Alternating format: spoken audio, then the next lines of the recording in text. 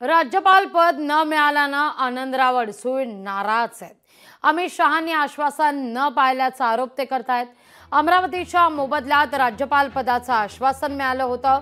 उमेदवारी मिळाली असती तर निवडून आलो असतो हेही सांगायला ते विसरले नाहीयेत। इतकंच नाही तर अभिजित अडसूळ एकनाथ शिंदेंकडे या सगळ्या संदर्भात गाऱ्हाणं मांडणार असल्याची देखील माहिती आहे। अमित भाईंनी पुन्हा एकदा आम्हाला सांगितलं की आणि तशा पद्धतीचं त्यांनी आदेश म्हणा मुख्यमंत्री आणि उपमुख्यमंत्री साहेबांना सांगितलं की मुंबईला जाऊन तुम्ही एक रिकमेंडेशन लेटर मला पाठवा आणि त्या पद्धतीने संध्याकाळी लगेच मुख्यमंत्री साहेब आणि उपमुख्यमंत्री साहेबांनी बसून लगेच एक लेटर तयार केलं। दोघांनी त्यावर सह्या केल्या आणि आनंदराव अडसूळांना राज्यपाल पद देण्यात यावं अशा पद्धतीचं रिकमेंडेशन पाठवलं। एवढंच नाही तर नीती आयोगाची जी बैठक त्या दिवशी परवा झाली त्या दिवशी सुद्धा संध्याकाळी माननीय मुख्यमंत्र्यांनी अजून एक पत्र अमित भाईंना पाठवलं की आनंदराव अडसूळ साहेबांची वर्णी त्या ठिकाणी लावण्यात यावी। परंतु दुसऱ्या दिवशी जी लिस्ट जाहीर झाली त्यामध्ये कुठेही अडसूळ साहेबांचं नाव दिसलं नाही। या ठिकाणी युतीमध्ये अशा पद्धतीने आमची गळचेपी होते, कुठेतरी याची खंत वाटते। लोकसभेला तिकीट देखील मागासवर्गीयांना त्या ठिकाणी खरा मागासवर्गीय डावलून खोट्या मागासवर्गीयाला त्या ठिकाणी तिकीट दिलं गेलं।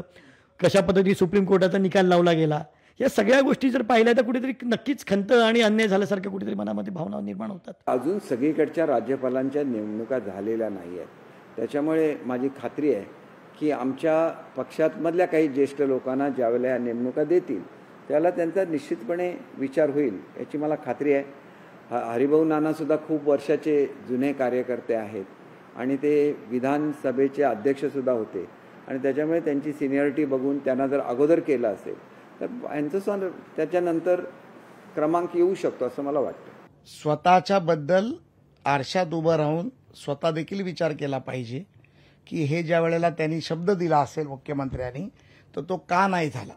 मीडियासमोर येऊन बोलण्यापेक्षा आणि मीडियाच्या माध्यमातून उत्तर देण्यापेक्षा माननीय मुख्यमंत्र्यांशी जाऊन त्यांनी जर चर्चा केली तर मुख्यमंत्री त्यांना निश्चितपणे का झालं नाही याचं कारण देतील। आणि अजूनही मला वाटतं की राज्यपालाची अजून खूप सारी पदं भरणं बाकी आहे, त्यामुळे उतावळा होऊन एखादं स्टेटमेंट मीडियाकडे जाऊन भारतीय जनता पार्टीच्या केंद्रीय नेतृत्वावर टीका करणं हे अडसूळ साहेबांसारख्या ज्येष्ठ नेत्यांना ज्यांना आम्ही काका म्हणतो त्यांना शोभत नाही। त्यांनी मुख्यमंत्र्यांशी आणि उपमुख्यमंत्र्यांशी चर्चा करावी। लोकशाही मराठी ऐका, पहा, जागरूक रहा।